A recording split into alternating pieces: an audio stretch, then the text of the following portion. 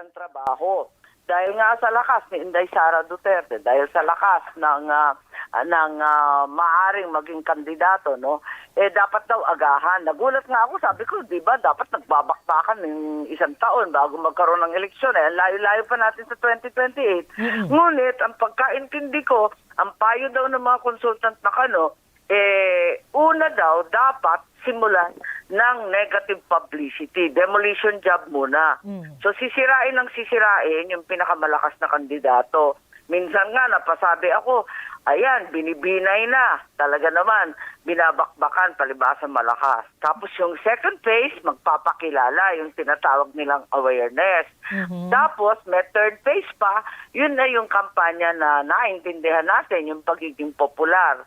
So, bale 3 phases. So, kung yung kampanya nasa 6 months to 1 year, ito times 3. Kaya daw aga-aga.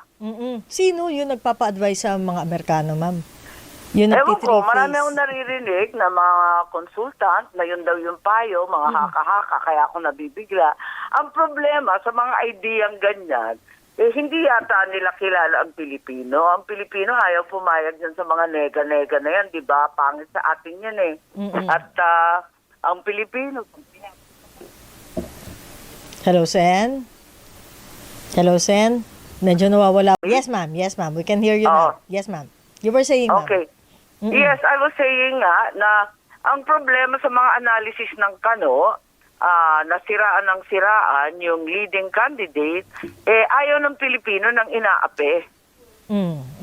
Diba? Kasi tayo, nagagalit tayo, may FPJ factor talagang babangon pag sobra na ang pag-aalipusta. Ayaw natin ng ganon.